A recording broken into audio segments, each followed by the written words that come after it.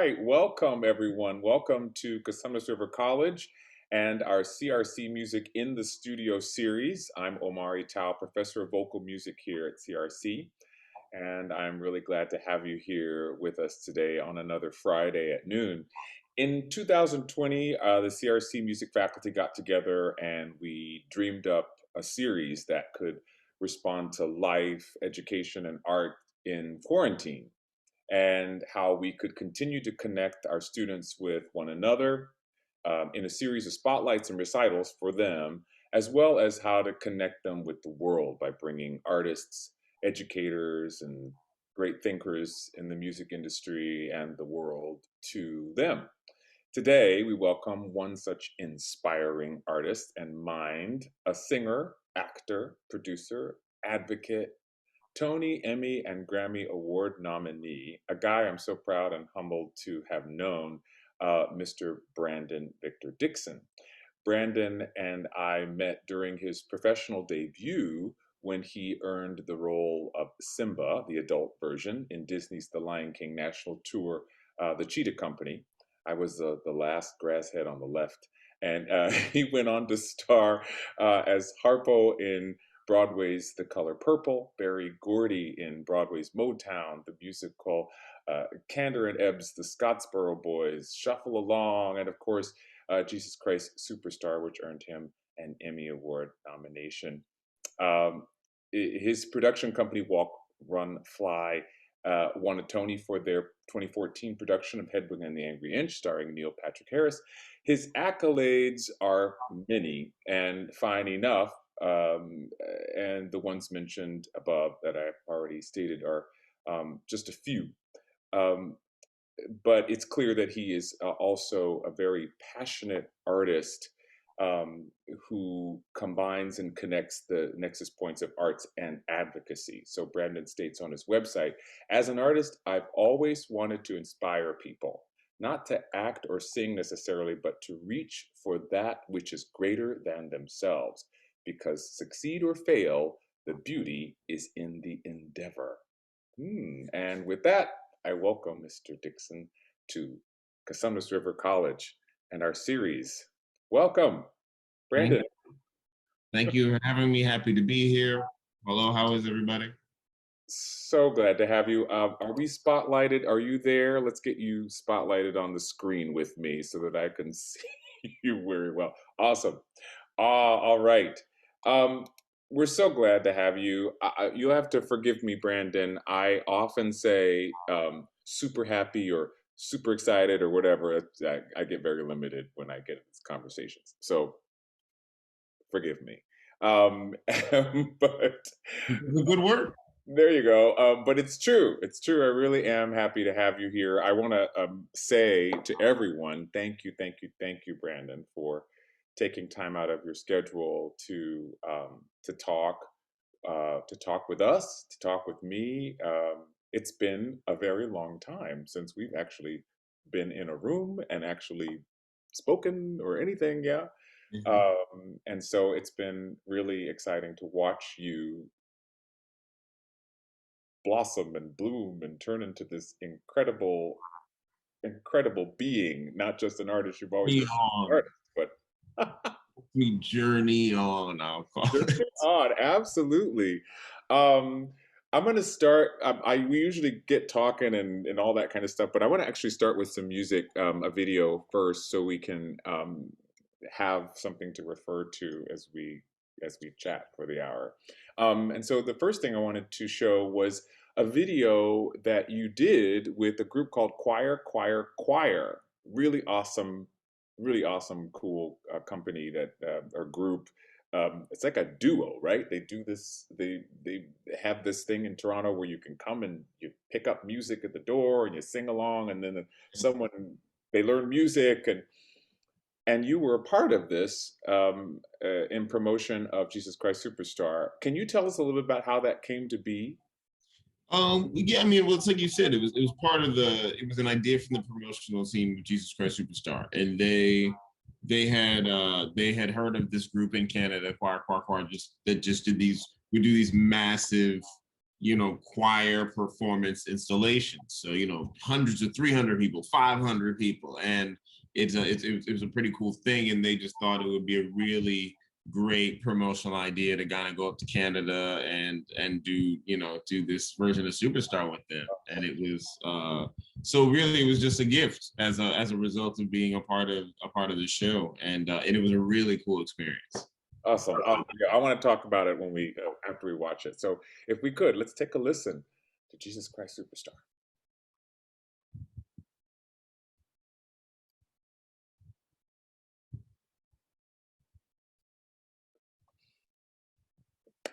Woohoo! I am just like, it's a combination of like that sort of happy, that amazed laughter and like almost sobbing. There's a combination of all these things that happen.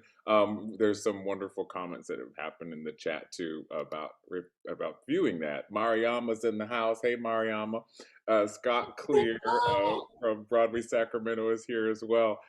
Thank you so much for being here. If you have comments, please add them to the chat. There's also a Q&A option for you to ask questions, and we'll see what we can get to.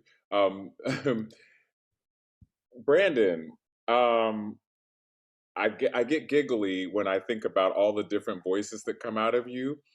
And I think about, I heard some D'Angelo scream / Prince. I heard some old school Motowny somebody, I'm not sure. Church, yeah, some different things. This is an iconic role. I'm skipping around my questions and stuff just to refer to this video. When I think about the demands of this role, singing it. Hey, had you sung it before at all, anywhere, or any of the songs from this show? I was familiar with Heaven on Their Minds. I encountered a recording of Heaven on Their Minds, I think from a London cast, like a 1996 recording that I just thought was out of this world. And I was like, who is this? And so at that time, I kind of learned to sing it over the course of time. And then I broke it out at some random audition one time that I went to, because I was like, oh, this is an opportunity I get to sing this song. So I was familiar with that song, but I wasn't familiar with the rest of the show or any of the rest of the music from the show. No. Wow. Amazing. I'll ask you a little bit later about health and vocal health and surviving something. Well, we should start with part of it right now, because one of the reasons when you sent me the videos that you were going to show, I was like, no, this is good, because I think I always find it valuable, particularly amongst students, to talk about my flaws and to talk about both, kind of like the existence of them in the midst of still being able to find your way and to find success and to find and the different things that you had to deal with. Because when I was watching that video, when I saw you send it, I was like, oh, okay, now I remember where I was at that time. I was like, okay, I just gotten off the plane. I was like, and we had been in rehearsals, and then I performed it twice before then. And I remember when I was doing it, I was like, you only have one more of these. You shouldn't have done that last one. I was like, you only have. So that's why you're going through those refrains, and that's why you're hearing different voices, because I'm using whatever's left. That is what we call technique, Brandon. That is technique. I don't know who told you what, but that is survival. You got to do it. It was like there was a cup of ginger tea at the bottom of the stairs of the stage, and there was a couple of pineapples at the top of the banisters. Yo. Wow. And still, and I don't know if it's apart from. Because I think that we talk. As educators, we're talking about striving for a certain thing, but there is something that is so human and so endearing, reaching, touching about those quote unquote flaws. In fact, it makes the human part the devastating thing. It's a word I'm going to use later in another question for you. The devastating thing about when you play Judas and moments where we just go, oh, Judas, and oh man, and And oh, thing is right in certain circumstances, and I think yeah, okay, Superstar, the performance of Superstar, is an encapsulation of that. Like I look at it and I'm like, and I haven't watched it all the way through yet, but I'm like, this isn't perfect, mm, but it's right, it's effective, and very often when I have done things that I have felt fulfilling or that I felt achieved what I was trying. Success for me is making the connection, right? there you go. I'm trying to communicate something, and clearly it got there, and that's the goal. So maybe I'm critical of how I got there, but it's like you did everything you could to get there, and it worked. I don't think it was perfect, not everything, but sometimes perfect doesn't work. So I want to take what gets me. I like that statement. Sometimes perfect doesn't work. I really, really like that. I think that's really great. Okay, so I'm gonna switch gears here. Or actually, I don't know if it's sort of the same sort of thing. And getting ready and preparing and all this kind of stuff. We're obviously an educational institution, and we think about the trajectory of our students, where they're going with all that stuff. So, can you tell us a little bit about where you started, about your study, and what did you study, and then I have another sort of follow up question on that. Just sort of, what was your general education preparation for these moments that you're in now? Well, I mean, I was very fortunate that I went to an elementary school that understood the critical importance of arts education. So it was very well integrated into our curriculum. We had a music class every day. Excuse me. Every day in elementary school? Yeah, first grade through eighth grade, I had a music class every day, Wow. or through sixth grade rather. We did 3 musicals a year. The junior high did a Shakespeare play every year. So it was a part of my education, and I had an affinity for it, because anytime we were doing a show, then and my mom would sing in the house, and she's a very artistic person. She made all of my costumes through school and all that stuff. So I and my music teacher, I developed a close relationship with her, so she kind of put her hands on me. And what also helped is excuse me, one of my older brothers, he's 6 years older than I am. And when we were in that school, he was the lead in all the shows. And so when he kind of went off to high school, I had that example, and I just kind of continued it, and our music teacher really cultivated that in me. And then when I was in high school in DC, the school was primarily an academically and athletically oriented school, but at the same token, it was there's a lot of arts opportunities in DC itself. And so I was able to, we had a wonderful theater teacher who joined the school my sophomore year, and she kind of revamped our program. And so we started doing them, instead of in kind of like the broken down theater, the small theater, we would do them in the gym. And we had, lights from the Kennedy Center, they rented them and they brought them in. And so we would do West Side Story and Guys and Dolls and Anything Goes. And I, so I was able to kind of participate in a variety of things. And then I started doing shows at the schools in the area. My parents were always very supportive of me seeking opportunities elsewhere. It's like, okay, well, there's this music summer program. Why don't you go do that at Duke Ellington School? And all right, well, when I got to a point where I was ready to kind of explore other facets of my voice, I was able to go to the Levine School of Music and study with Charles Dixon and Tom Pedersen.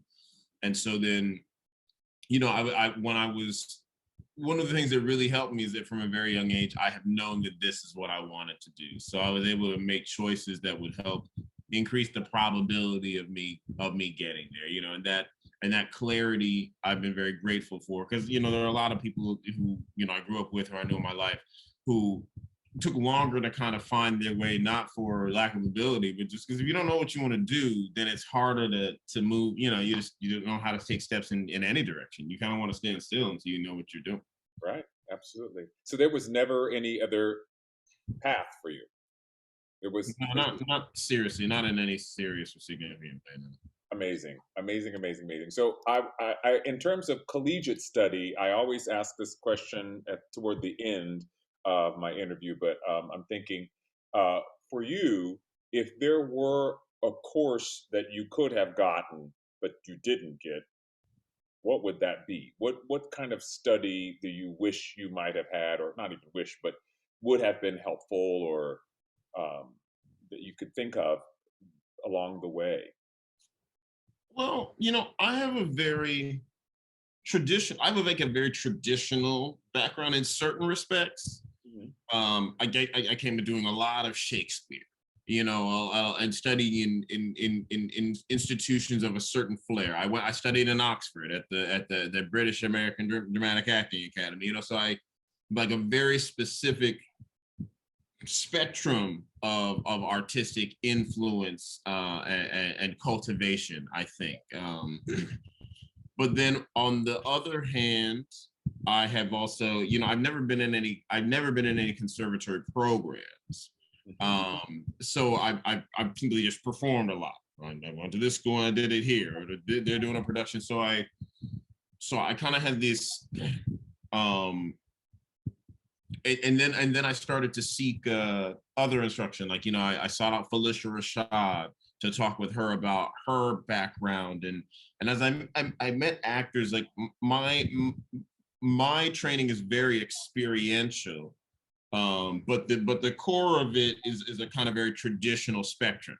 But then I started to seek other experiential elements, because for me, when I'm performing, there's the text and the music, and there's the narrative of the show, but then there's the bridge to communicating those things, right? And the bridge to communicating those things is an energy exchange. Yeah. So there are the technical aspects, and then there's the energy exchange.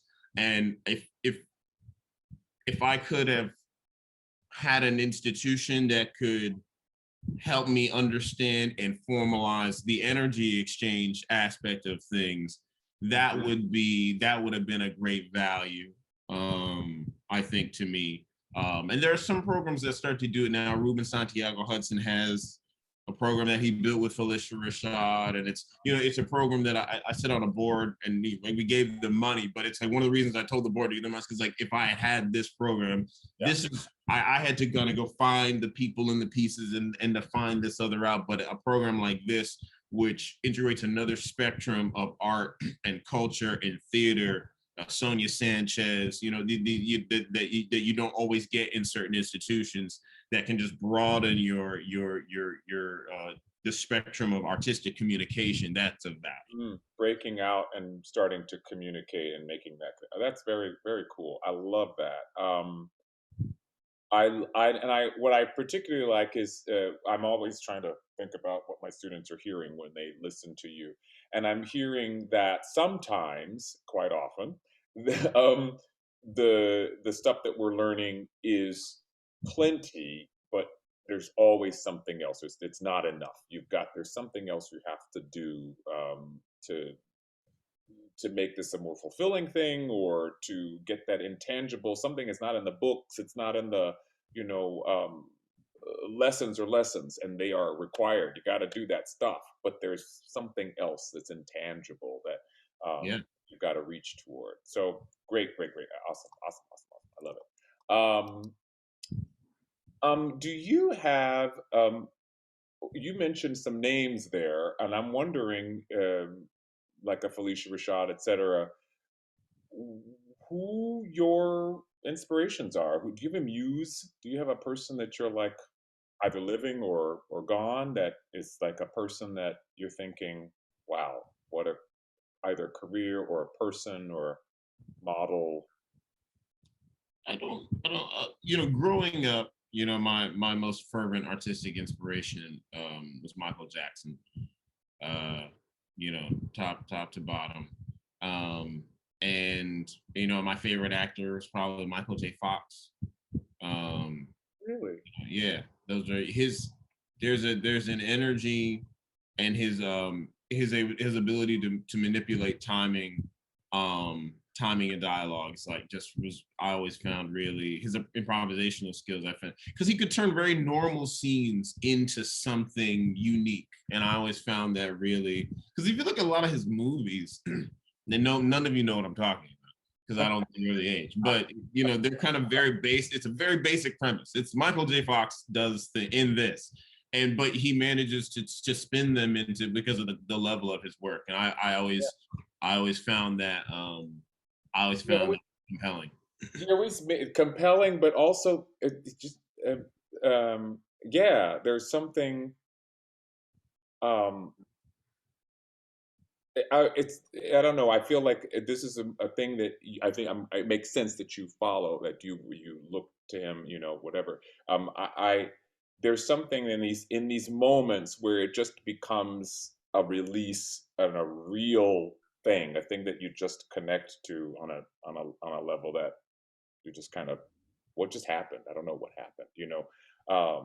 In monologues and moments, I can see that in Jesus Christ Superstar, in the particular moment where where you're tossed the money to betray Jesus, and there's a moment where I can see this sort of manipulation. The drop. Say again. The No. drop. Sure, but what it's, I call it magic. Whatever it is, you definitely are doing the things that you just said. You're manipulating this time and manipulating or I don't want to say manipulating us emotionally, or whatever, but connecting, reaching us. Um, this sounds like a silly question, and maybe it is because I put this stuff in here and sort of in a through line. I think about what you just said, and then we think about all the different things that you have been doing and building your career to where it is now. Do you consider this notion that you are becoming that, if not already, that muse figure focus point for others? Is that something that I don't think about it. I have not considered it. But I did, you know, I was talking to a friend. This was some years ago, actually. He's somebody with whom I had done a workshop of a production. We had done a workshop of a production together in Pasadena in 2007, and he had told me that he was teaching a class and that I was part of the curriculum, and I was very taken aback by that. yeah. So, you know, so Well, it's certainly possible. I know I used to listen to the cast albums, and I have some now. So there you go. Absolutely. No, it's kind of surreal, I imagine. You your with that in mind, you've been a part of the We Are Foundation. Activism is a big part of what you have in your bio, and and from what I, you know, what I've experienced of yours, what I've read of yours, you seem very clearly passionate about um, getting beyond the art, making a connection in another way. I want to play the We Are video that you created in 2018. Can you tell us a little bit about that, about how that came to be? yes, the song is born out of a collaboration with Daniel J. Watts, who is the spoken word artist who's on the poet who is on the track, and Jared Grimes, who's a wonderful tap dancer. There was a benefit years ago, and I wrote the hook at that point. And then, you know, a couple years ago, as I was kind of looking through my music, things that I had done or, you know, left unfinished or whatever. I kind of looked at it and I was, you know, I should turn this into like an actual full song. And, you know, it wrote itself rather quickly, actually. And so when I had the opportunity, I just decided I wanted to kind of put it together and put it out and get it made. And so that's really what it came about. And really the song is about, and encouraging us to really remember who we are as beings, as a society, in order to kind of face and overcome the challenges that we have before us. Perfect and perfectly timed. So let's take a listen to We Are. If you would just, you can I don't know if you know how to do this, but you can stop your video and then our faces won't show up while the video's going. They're perfect. Okay, let's enjoy the video. Here we go.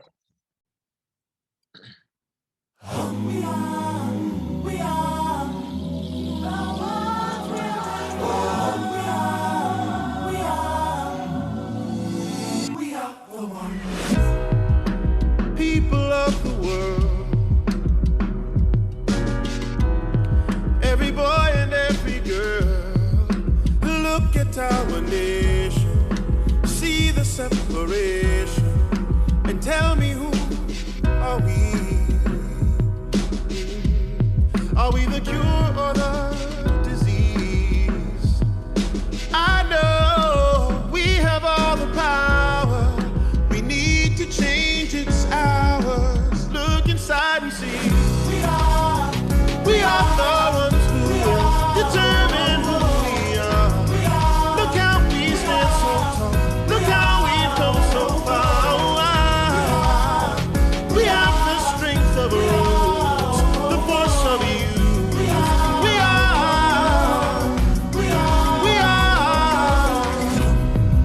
for each and every need, yeah.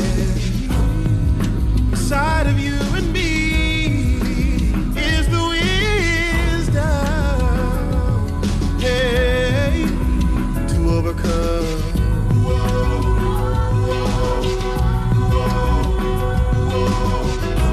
So as the bell begins to toll, make a choice for all. Lift your hands together, now until forever. Shout it, who we are the ones who determine who we are. Look how we stand so tall. Look how we've come so far. We have the strength of roots, the force of youth. We are.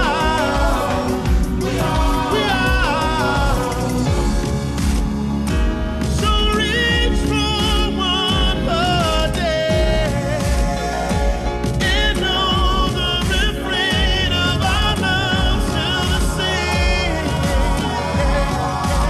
We are all we need. We are the same.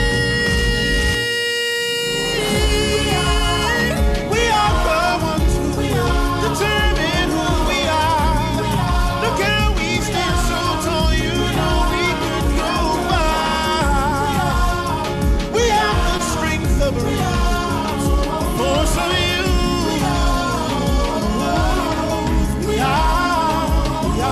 Cooperation has got to occur when worlds collide. Patience is the operative word when worlds divide. Our nation has been offered the worst, no perks in sight, and facing it is hard, but there is worth inside. Amazing how our children are choosing to chip away at our excuses for refusing to grace them with better days. But before our time's up, hopefully we'll make our minds up, lined up with more than fists and picket signs up. We need more action, more passion, more laughing, more dragons, more unicorns, less uniforms, more social interactions. Don't take us for granted. We classic, we magic, we better take advantage and remember who we are.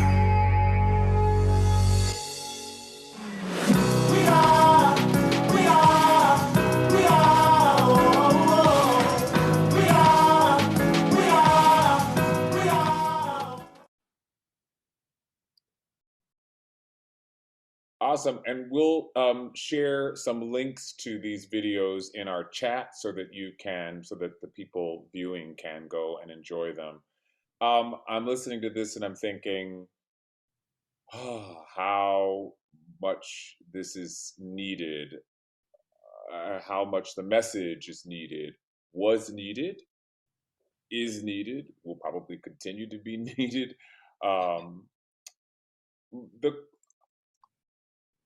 I'm thrilled that in you, forgive my presumption, I know you from way back, but I don't know you.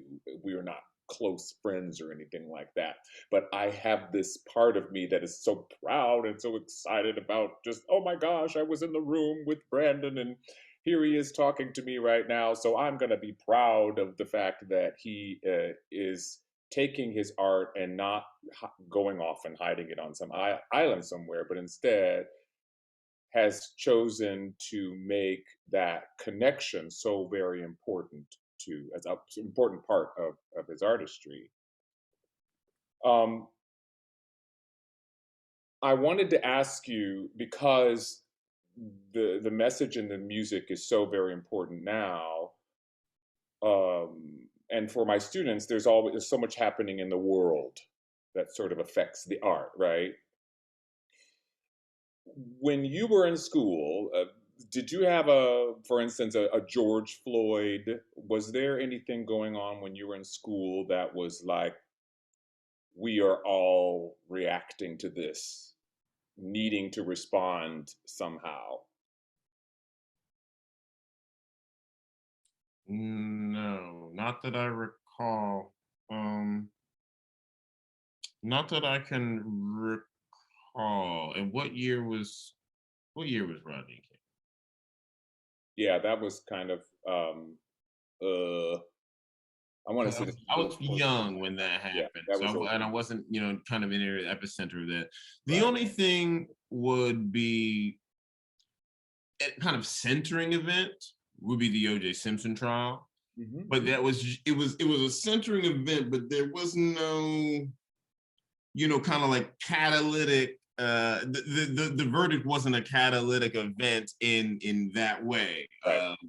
But it really it was really revelatory, and but nothing kind of galvanizing, socially galvanizing like any of the things right that's happening now. Because I think of the song "We Are" seems to respond to the times.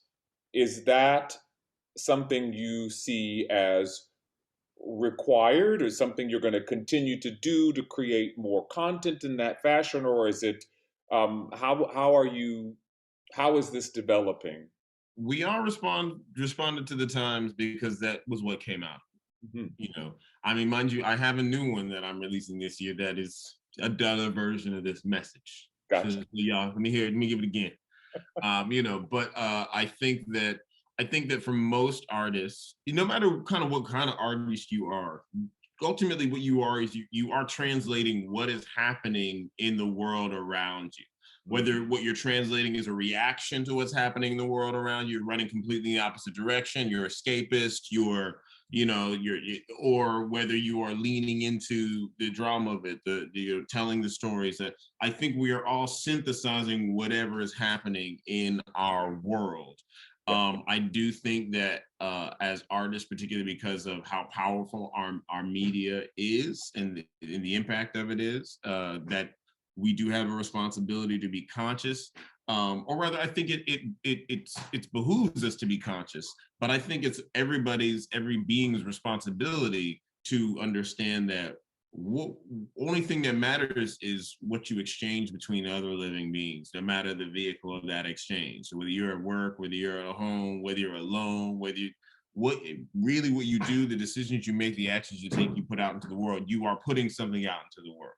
So why not be as conscious of that as possible? And particularly for artists, particularly because our medium is so influential, whether it is taken in a small space or a large space, the ability to impact a person it's increased exponentially because I'm trying to reach you through a synthesis of an artistic synthesis. It just amplifies my ability to express and your ability to receive. That's just the nature of art. And so because of that, why not wield that power consciously as possible? Yes. Oh, lovely. And I think this leads perfectly into your work with Hamilton, which of course was its own kind of response and reaction as a creative work. The response to it was another response in a certain time that it happened. And of course, you're probably tired of hearing this clip and responding to this clip, but of course, in 2016, you delivered a message to the U.S. Vice-President Mike Pence, who was in the House, after performance. And I wanted to share that exchange really quickly for our audience, for those who may not have put two and two together, that was you. So if we could we take a look at that video?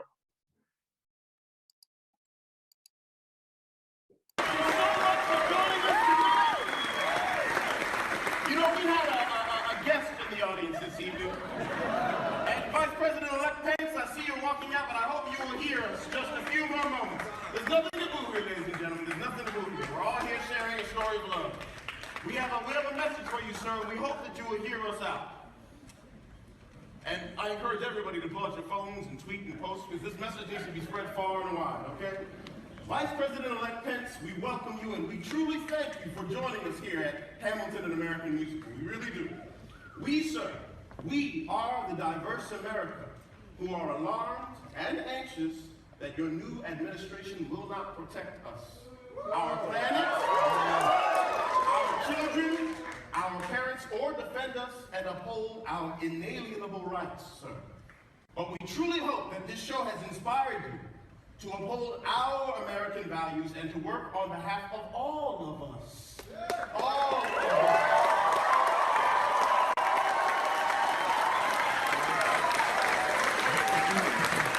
Again, we truly thank you for sharing this show, this wonderful American story told by a diverse group of men and women of different colors, creeds, and orientations.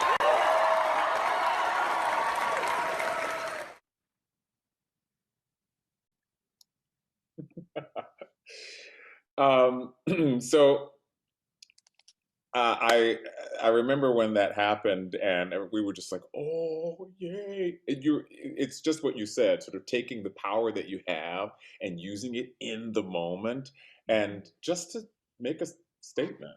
Are you surprised now, this many years later, that had that people are still talking about it, that it was a big kerfuffle about it? I'm not surprised now. I was surprised at the time because I thought the statement was pretty basic and inoffensive to really anybody. So I was, to a certain extent, I was surprised at the response, but certainly not looking back now, particularly looking at the way we have conversations about these things, how we do respond to one another in our social and our political discourse, and how there is very little room for a nuanced analysis or examination or listening before picking sides, before staking out positions along very broad lines. So, you know, looking back on it, it's like, yeah, that's what we do. Yeah, we're always talking about, you know, in schools, I'm sure you know this, you know, schools are wondering, oh, can we get political? I don't know if we're supposed to say this, or can we do that show? And there's all kinds of different things, you know, different districts and parents and yada, yada. But the arts have essentially always been political in the way that you have just mentioned. We're either responding to or leaning into these things. And it seems rather natural that the artists who just performed would also speak. You know, to a certain extent, yes, because that's the history of the arts and that's the nature of the arts. But you know, arts and industry are always, you know, there's always a tension point, right? And many people feel like, all right, is this an artistic expression? Are these artists coming to express themselves, or no? Or did we pay money for a ticket to see a show, for an evening of entertainment?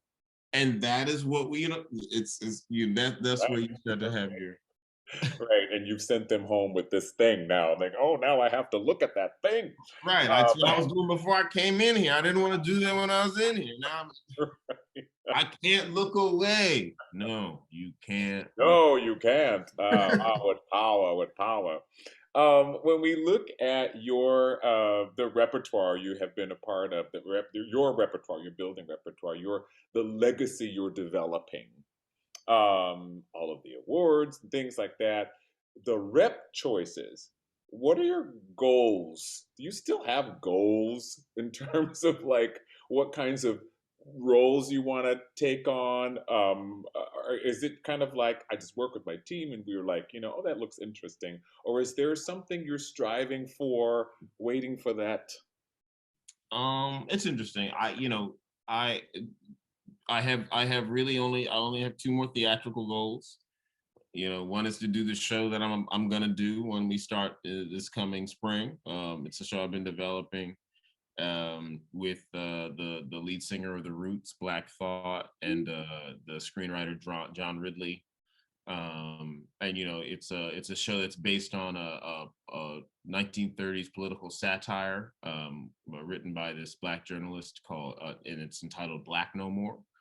And so it's a very exciting show that deals with a lot of the social issues that we're talking about right now, but in a very dynamic and unique way. So the same things that I'm excited about in a medium, in a form that I'm excited about in a and so I'm looking forward to doing that. That will probably that can be the last Broadway show I ever do. In all honesty, I've done the things that I've expressed myself in the ways that I can see myself expressing myself in this arena. I think once I've knocked that out, obviously something else will arise at some point. But for me, it's the things as far as the things I foresee. I've been able to check. I have my Broadway bucket list, and I've managed to check off almost all of those things. So I'm grateful for that. Actually, actually, after I do this one, there is like an idea I have when I'm big enough. When I'm a big enough star, I'm going to I'm gonna put an ensemble together, and we're gonna do 3 Broadway shows in rep in a single house within the course of I'm probably gonna 12 to 16 months. And so that's what we're gonna do. I love it. Ooh. Yeah, I live in NorCal. Give me a call wherever you set up. Come on down, Omari. I love it. That's amazing. I have other goals in other. I've been working on television and film projects. And I've a kind of a brilliant partner who's an incredible creative, and I'm really. My goal is to really to get a lot of his work done, because it says the kind of things that I want to say, and that we really think need to be uploaded into the media sphere in order to expand the aperture through which we see people and each other and stories. And so that I have goals, but my theatrical goals are easier to kind of encapsulate because I've spent enough time in the arena to kind of be like, that's Ever think about just music by itself, just songs, just albums, just? I am putting together an EP, so I'm gonna do one. I don't know what's gonna happen after that, but I'm gonna knock one of them out. All right, good. Well, that's I'm putting that together right now. So and I'm gonna put that out next year. So great. I am looking forward to that. All right. Okay. I hope everybody is watching and viewing is getting ready. Go to the website, get the information, follow, and get ready so that we can get some support here. You have taken on a lot of weighty roles. I remember seeing an interview. You were talking about how, you were glad that at this point in your career, this is probably several years ago now, I'm not sure, that at some point you had done enough of the big names or, historical figures or what have you, but you were looking forward to the time in which you were going to be offered more roles that weren't necessarily, they had to be a Black person or they were these weighty historical either roles or situation stories. I said that. You said something about you to the most point you were happy that you were getting offered or were in a place to be offered. I think you were being offered more roles that weren't necessarily Black characters. This was a long time ago. Oh, okay. So things have changed. Either a long time ago, or I was commenting about a transition that happened for me after I got my Tony Award nomination. I was finding myself in auditions with people who who were not my specific description. So I found myself auditioning for roles that weren't specifically for Black people. That was definitely a change that I saw come for me as I garnered more accolades. I was able to lighten my skin tone in the eyes of people who were casting. But you know, in general, this is interesting, and this has been an interesting a thought process for me in a conversation, particularly in light of a lot of the conversations happening in theater right now. Conversations about inclusion, equity, equality, diversity in theater. What does that mean? What's real? What's and you know, because and I've had to kind of think about these things because for me, I've had a very unique career in theater. I've done diverse shows. They've had diverse storytellers. I've had diverse producers, creatives, and cast members. You know, and I myself have been afforded, you know, entrance into opportunities and influence in these circles. So like but I do recognize that my experience is not everybody's. But that is why the manner in which I have participated in this conversation, or the way I go about my work, is just a little different than I think from everybody else, because my experiences are different, and so how I come at issues is just a little different than other people. Mm-hmm. Cool, awesome. No, I appreciate the insight, and the question I was asking that idea, or trying to get to that part of the conversation, because of roles in shows like Scottsboro Boys, Shuffle Along, even Motown and The Color Purple. There's a certain weight, and I'm huh? The Lion King. Yeah, there's a. It is not, you know, and when I did a one-man show last year, and I kind of talked about this. I mean, yes, on a certain level, it's this cartoon. It's about a coming of age story about a young kid. But you know, I think if you really, you can think about that in some broader context. You think about the fact that The Lion King, it came out in 1994. 1994 was the fall of apartheid in South Africa. This show is set in South Africa, and what it really is about young people coming to grips with the transformation of their land, the transformation of their land by outside forces that are alien to them, who they are in their culture, and feeling a responsibility for that is not theirs, but is theirs. Mm-hmm. You know, so there are a lot of things at play there, you know, about legacy and about, and it's one of those things when I did the show, kind of the process of going through that as a kind of a human being is also what connected me to the depths of those elements. It's not just this cartoon, and you're not just running around. It's when you're singing these songs, you're really fighting through something. You're fighting for something. Yeah. Absolutely. No, I feel you. And I think I felt that in the show too. I mean, you certainly brought that out in your performance in it. But it's people wonder, you know, can you get bored doing a show like that? And you go, well, if you're boring, you can be bored. But bless your heart, when it is, if you connect to it, if you allow yourself connection to it, it is something that is transformational. It is.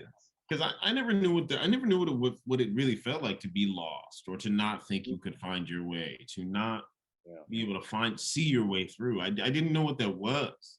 And it was actually my challenges in the production that took me to that place of like, how do you overcome? How do you grow? How do you transform when you've never struggled in this way before? When you have no you know, and it kind of connected me to all those underlying elements that they really did try to embed in that show.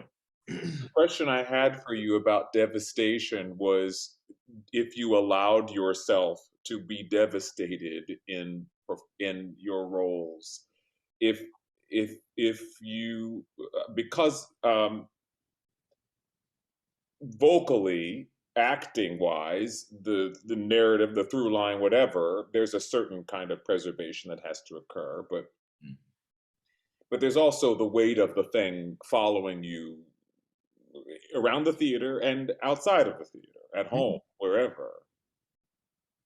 Do you allow that to happen, or how do you cope with these weighty roles, these journeys? You know, the roles I've done, the shows I've been in, tend to align with where I am in my life at that time. They're there to give me something and for me to give them. So it's a fairly natural synergy. I do allow it to stay with me because I feel like that if you don't, then you might not have access to it when the time comes. It's something that George C. Wolfe said to me one time when we were doing Shuffle Along, because he's the writer and he was the director. And I was asking him how he was doing, and he's like, he said something, eloquent, but about the human condition. But I asked him, well, how are you able to deal with that? And he's like, normally I would set it aside so that I could get the massive amount of things I need to get done. But if I don't allow myself to go through it, it will be missing in the writing. It will be missing from the work. And the writer needs it. And so I need to let the writer experience it so he can write it. And then the director will analyze what the writer has done. Mm-hmm. So there will be a time for the director to come in and shut those things down. But right now the writer needs to. And so I think that's part of it. It's allowing that stuff to be there. But you're right, the technical elements are in play too, because I'm not a person who can cry and sing at the same time. I can't do it. I marvel at people. Audra McDonald, just singing. Like, I can't do it. So there is a level of consciousness with respect to those things, but also then there's also, and this is about preparation, right? So you know where you're going to be getting into, so that you have some measure of how far can you go, and also how far is enough.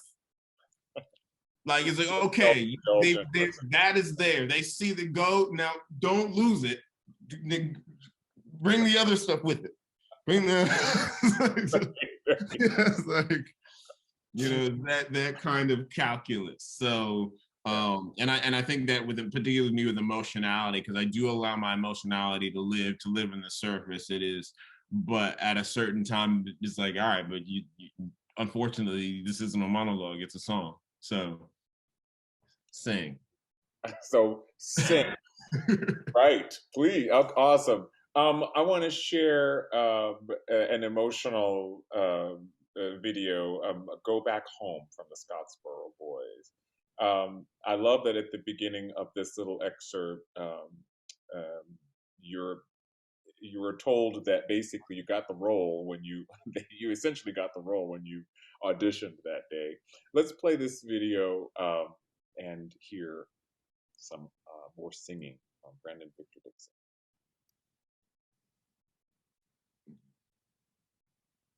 The first day of auditions for the very first workshop, you came in, and in our minds, we hired you that night. Mm. Yeah. Well, we're going to see why now, because Mr. Dixon, Mr. Dixon, would you, how does it go? Flavor us with a song. I shall. And the song, a new, I like to say, Kander and Ebb song, is called Go Back Home. Go Back Home.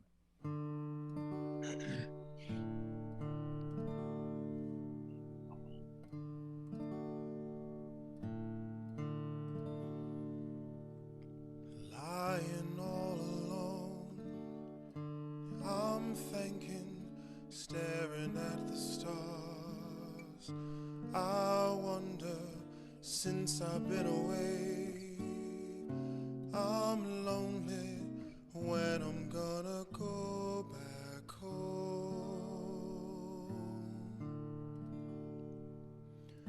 Walking through the world, things happen right before your eyes. Things happen, soon enough you're lost, and thinking when I'm gonna go back home.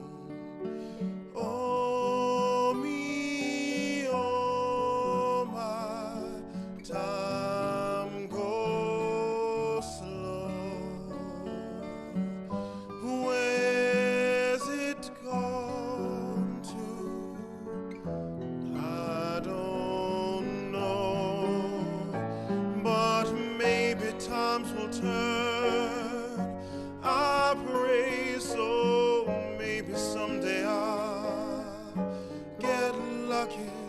Someone's gonna say, all right, son, take the train and go back home. Hop a freight and go back home.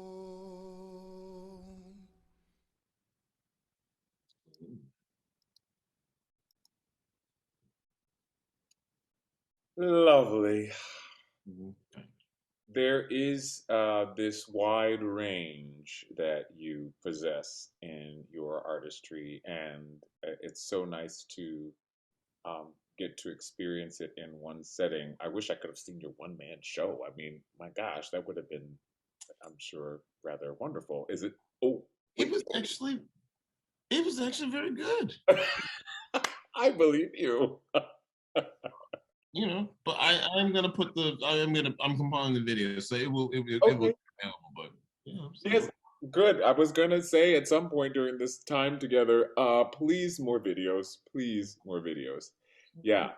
We want more. It's lovely to hear the wide range of the yelp, the reach and cry that's required of certain roles, and also the dulcet tones that are needed for these more intimate parts and times. You mentioned before your that Audra McDonald crying on the stage or crying and singing, and for my voice students, they know that crying technically is the closure of our apparatus. It is like closing and fighting, so it's kind of hard, nearly impossible to do authentically, right? You can make it, whatever, but you can do it. It's hard, really, really hard. Can you tell? You mentioned Shuffle Along and George C. Wolfe as well. Now there's an original Shuffle Along, and then there's this Shuffle Along, the making up. What's the full title of the piece? The Making of the Musical Sensation of 1921 and all that. Thank you. And all that followed. Thank you. It's a long title. But yes, the original one was in 1921. Great, thank you. The original was 1921. You have done these musicals again with such great story. Can you? I'm trying to think of like if there's a way in your reaction to your time with any particular show. With this particular show, where were you? How were you building this role? Can you tell us about the role and what it means for you? Sure. I mean, I had just left London doing the Scottsboro Boys. Mm-hmm. And when I got the call for that, and there was no script available when I auditioned. They sent me like a scene, maybe 2 scenes. It was very George's writing. There's nothing available right now. He wants to see. And it was this scene called Honeysuckle Time, which is one of the main scenes I do with Audra, who plays Lottie G, kind of the famous singer at the time. And, you know, UB Blake is a famous jazz pianist, stride pianist. And so when I was reading the scene, and they're kind of playing, he's on the piano and they're talking. And so what I did is I called my friend Rick Flores, who I went to college with.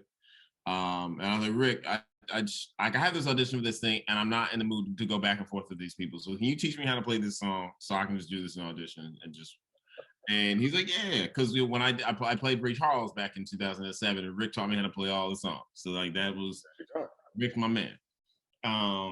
So, you know, I went in and I did it, and I booked the job. And then when we got started, you know, it was really, George kind of told us about Shuffle Along, and one of the reasons he wanted to do the show is because it was this huge, innovative, massive success that kind of transformed Broadway, but like nobody knew about it. None of us had heard of it. None of us knew anything about it. And he had only discovered it because he was working on a piece about Josephine Baker.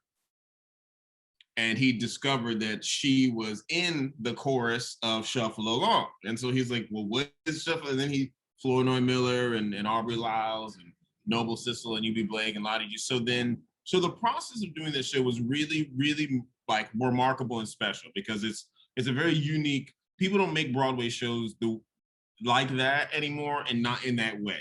Normally you make a show, you go out of town, you try it out of town, you preview it, and then you come in, you do more work, you do the workshop, then you come to Broadway. This thing went straight to Broadway. From workshops to rehearsals. People used to use previews to really work on shows and change them. Now, previews is like, you're open. You better be ready. We're selling these tickets for $150. But we really, I mean, that show from the first night we opened to the end of previews really was almost like 75% of the show was changed, rewritten, recorded, like because that's how you did Broadway shows. But George C. Wolfe is a master. He's a master director and writer. Ann Roth, master costume designer. Santa Loquasto, scenic designer. Peggy and Jules Fisher, lighting. I mean, they had assembled a team of masters, and they embarked upon, and a cast, many of whom are masters as well. You know, both from the principals to the ensemble. And you know, George had this idea in his head, and he managed to create this incredible piece. And we spent a lot of the time having these conversations, also with Brooks Ashmanskis, who was like one of the I think he might have been the only non-Black cast member. You know, he played a variety of roles in it. But we would have these conversations around the table where we would talk about our different upbringing, where we were from, how, you know, when our awareness of race came into play, how it's factored into our lives, whether it didn't, and, you know, and Billy's stories were different.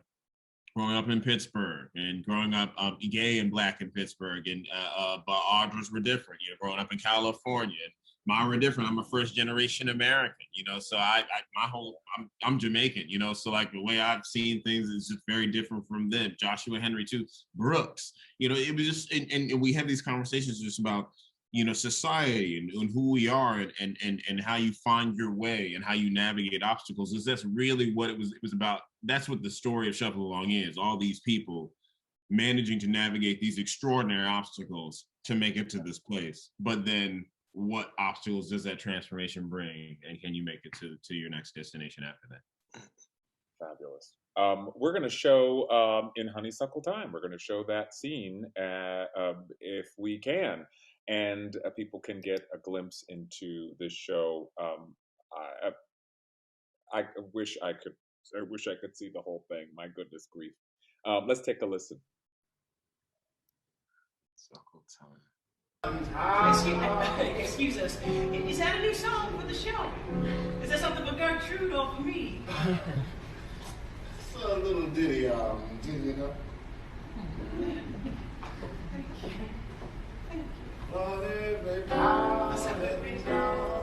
We'll soon be singing the blues when they hear the ladies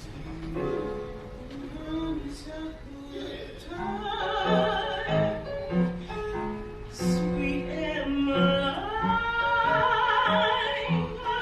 said she'd be mine.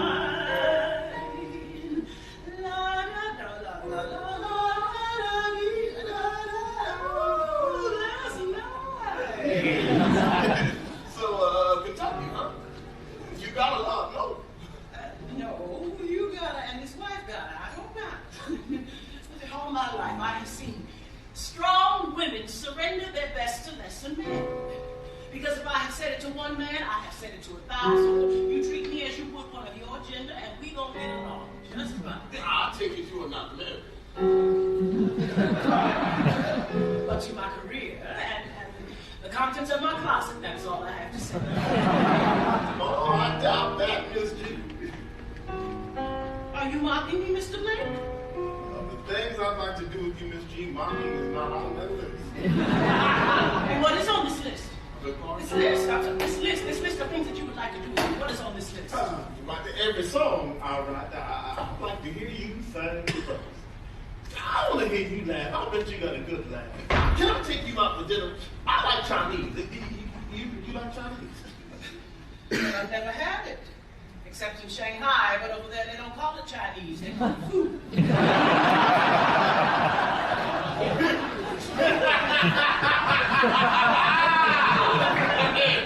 Because they already...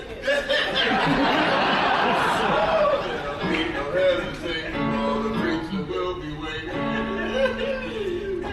Well, why don't you tell me about your wife? My wife? Yes, your wife. Avis and I. Avis, that's her name.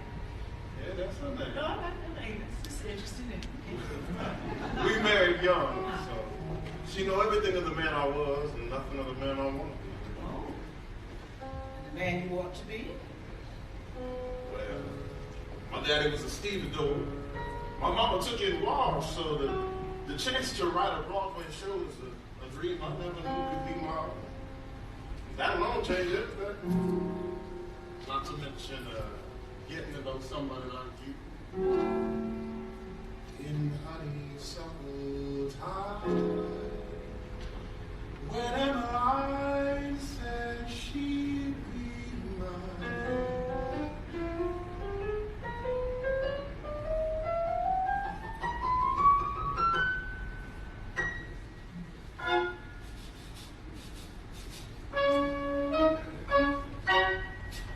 Oh my.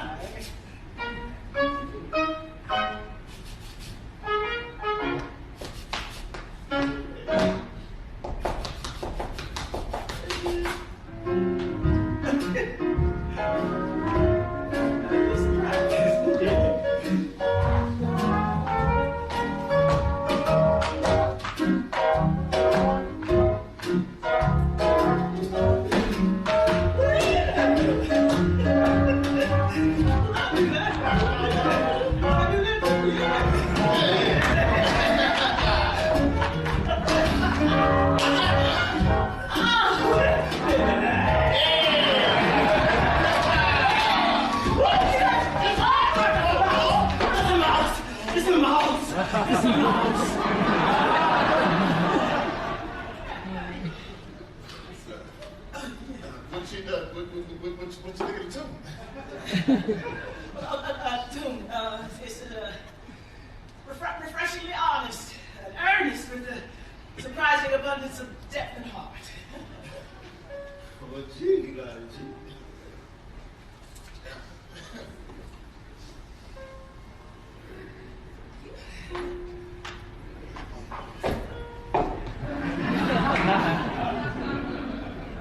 Are you planning on getting down? Yeah.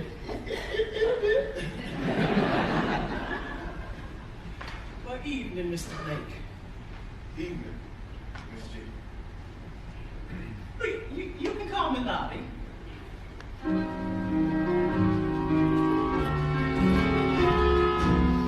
You're too long. All the fellas will be jealous. I'm through with Now I'm feeling kind of rough. even When I come with the light, struggling blossom, my soul, God and my soul.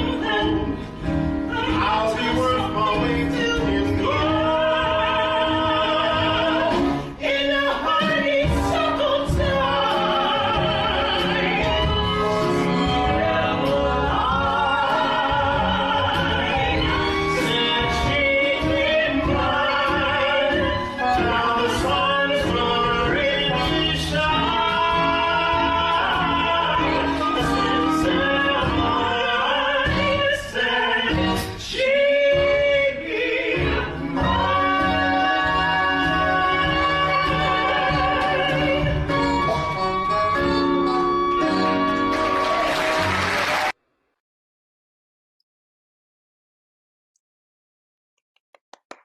Ah, more of this, more of this. Just lovely. Your voices sound so wonderful together. They really do. Yeah, you know, she all right. I love it. The most lauded Tony Award winning actor of all. And there you are, side by side in a really wonderful, endearing scene. And I just wanted to note that I have taught musical theater history. And if you had taken my class, you would know all about Shuffle Along, the first version. So it is being taught and shared, and hopefully people will continue to investigate all of the rich history of African Americans, particularly in musical theater. Very interesting stories. Um, I just have a little bit more for you here. Really, I just wanted to sort of wrap up a couple of the questions that people had here. There's a quick question about your name. Do you go by the full name? Is there a story behind your name that you use your full 1, 2, 3 names? Is that how you wish to be addressed? It's what my parents named me, so that's my stage name. But no, people don't call me Brandon Victor Dixon on a they call me Brandon or BVD. BVD. That's right. That's right. Awesome. And oh, sorry. Previous question in the chat. Can you talk more about the emotional energy transfer? How do you develop that in terms of your work? We'll let that be our last question since we're over our time, and then close out with one final video, number 7, Gabriel, if you're at the ready. Yeah, I think that in sort of bringing our talk to a close, I wish we had more time. You were talking about that sort of making the connection, finding that filling that space or putting energy in that space or something. Perhaps, I mean, can you provide some context for that notion? So, like I said, in elementary school, we did 3 shows a year. So like I was doing it. Yeah. You know, I think we did the Fool like when I was in like 6th grade or something, and I played Leon Tolchinsky. My teacher was like, "Can you memorize all this?"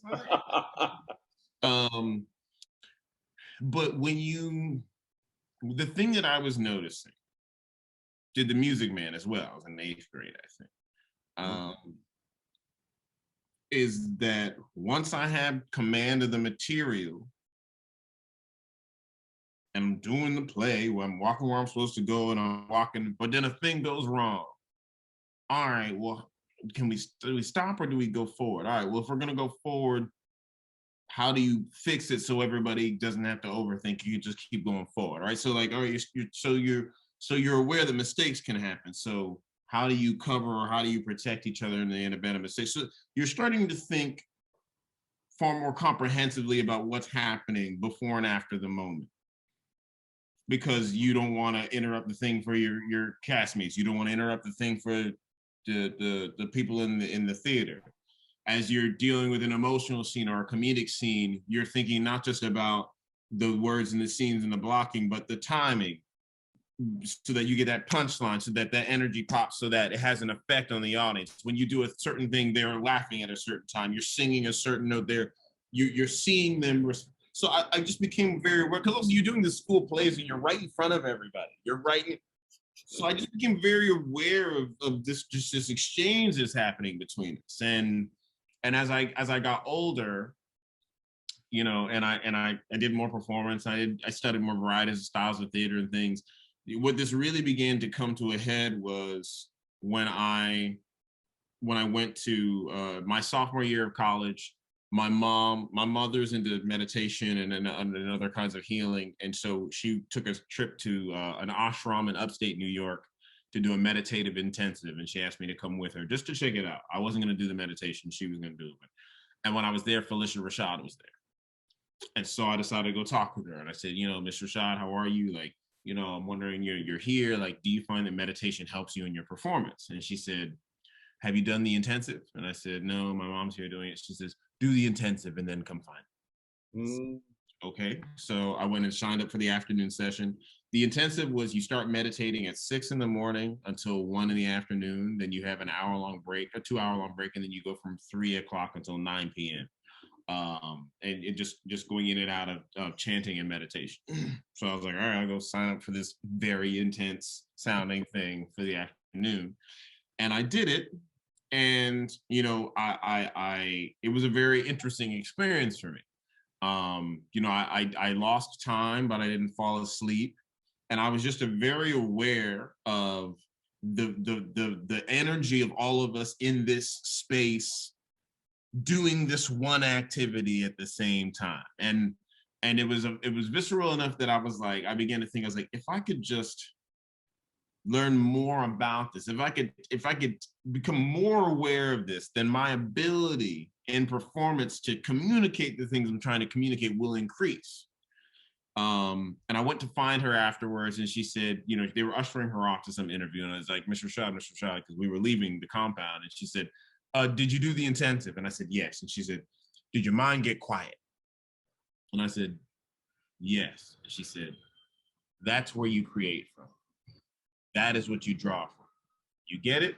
And I said, I got it. And she said, good. And then she was gone. I don't know if I really understood what she was talking about. But I had an idea, and I continued to carry that idea forward. And then when I left Lion King, and then I went back to the city, and then I was doing The Color Purple, I was also finishing my degree at Columbia. And I wrote my thesis on the study of meditation and spirituality and performance. And I interviewed different performers at different stages in their career to talk about kind of how they got their exchange. And I had an interview with Felicia Rashad where I had hours, and she just kind of told, I was like, I think I know what that was now, and I've been doing, but can you tell me? She kind of told me about her history, and then how she got into meditation, how she found her guru and this thing. And she really said, she's like, there is a deep well of space within each and every one of us in which inspiration lives, in which spontaneity abides.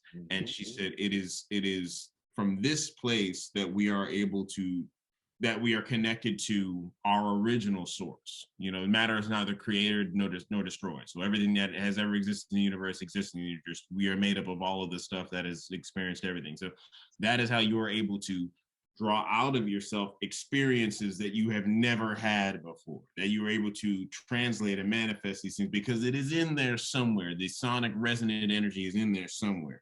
And so, I had a very involved conversation with her about this. And she even talked about, she's like, you can't talk to a lot of people about this kind of stuff because it sounds to them like laziness. And it doesn't mean you're not doing the work.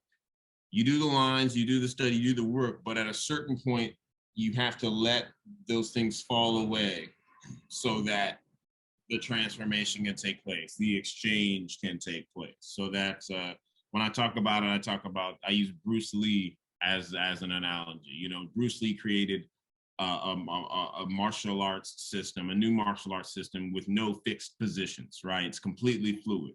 But the only reason he was able to do that is because he studied the technical elements of the martial arts forms that came before. You learn the details, you learn the engineering schematics so that you can let the rules fall away and manipulate the material. I know the lines, I know the blocking, I know the accent, I know the history, I know where they go, I know what he would sing if he sang this song instead of that song. I know what, so now I can just react to you and react to the space and react to the audience. And I can, because you got to give it to them a little different every time, because they're different, you're different. And that's what so that's kind of what that is about. And that's what be water, my friend. Be water, my friend. Yes.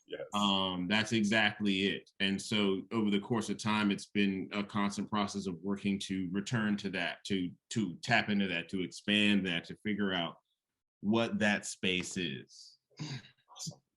I love it. I was thinking of David Lynch, the filmmaker, who has a meditation institute. He actually is everything you said. I was like, I read the book. Yes, that's all those exactly. You go dig, you fish deep. Going into the deeper waters, you find the bigger fish. And so this is fantastic. I think for our music students who are not exactly sure about all of the theatrical things, they can see this in context of preparation and then moving beyond mere notes and rhythms to communicating something. It's communication and it's storytelling. And for me, the greatest thing for me as a singer, because it's just getting up and singing, it gives me nerves, gives me anxiety. But if I can remember that I'm not singing to these people, I'm not trying to show you how great my voice is. I'm telling you a story. You don't want to hear what I can do with my voice. You want to hear my voice. And so I need to use my voice and to tell the story, to communicate the emotion. And if I do that, then I'm not thinking about the notes. I'm not thinking about how high they are, what they gotta say, and they'll come out the way they're supposed to, because it's about the ends. It's not the through line. It's just making sure it's right. Absolutely. Awesome. Thank you so very much. I have a choice for you. We had 2 more videos planned, but you get to choose, because it's like if we were live, you would step to the piano and you'd sing. We had a version of you singing "Being Alive." This was the New York's Finest in 2011. I think I shared that with you. And we also had another version of "Jesus Christ Superstar," the opening thing. And I know we've done that song before, but this was from the actual show. And so in ending and leaving us, how would you like to part musically? Why don't we go with "Being Alive"? Since it's very much a thing that's at the cusp of our fingers these days. Yes. How do we connect? How do we remain connected? Why is connection important? Why must we fight to preserve connection no matter what obstacles are before us? Yes. Fantastic. Absolutely. So I'm going to actually give my little goodbye speech first. I'm going to give that speech and then we'll play that one. So Gabriel, hopefully you got that. We're switching back to number 6. Thank you. Thank you, Brandon, so much for being here. Thank you for being so giving in your speech and your conversation with me about these subjects. And, I could talk for hours. I could talk for hours with you about this. And thank you all to who are here watching, viewing, and for being with us today. We really appreciate you. Next week, we have another one of these every Friday. Next week, it's Aural Compass featuring Jacqueline Hairston. Ms. Hairston, if you don't know, is a national treasure of composer and arranger for the likes of soprano Kathleen Battle, guitarist Christopher Parkening, and many, many, many more. She's also a resident of Sacramento, so she's in this area. And so we're really thrilled to have her as a sort of, as one of our major honored guests. Friday at noon, free, open to the public. Tell people, be here. Again, thank you so much, Brandon. We're going to show this video, and I think you and I get booted off. So I'll have to send you a message or something to say hello and thank you. It's separated, but thank you. Goodbye, everybody. Take care.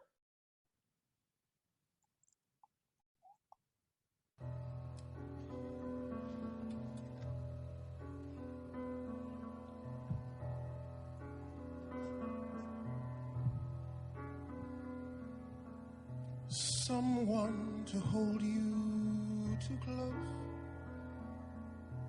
someone to hurt you too deep, someone to sit in your chair and ruin your sleep and make you aware of being alive, being alive. Someone to need you too much, someone to know you too well, someone to pull you up short and put you through hell and give you support for being alive. Make me alive. Make me alive. Make me confused. Mock me with praise. Let me be used. Vary my days. Someone you have to let in. Someone whose feelings you spare. Someone who, like it or not, will force you to care a little, a lot of being alive. Make me alive. Make me alive. Make me confused. Mock me with praise. Let me be used. Vary my days. But alone, he is alone, not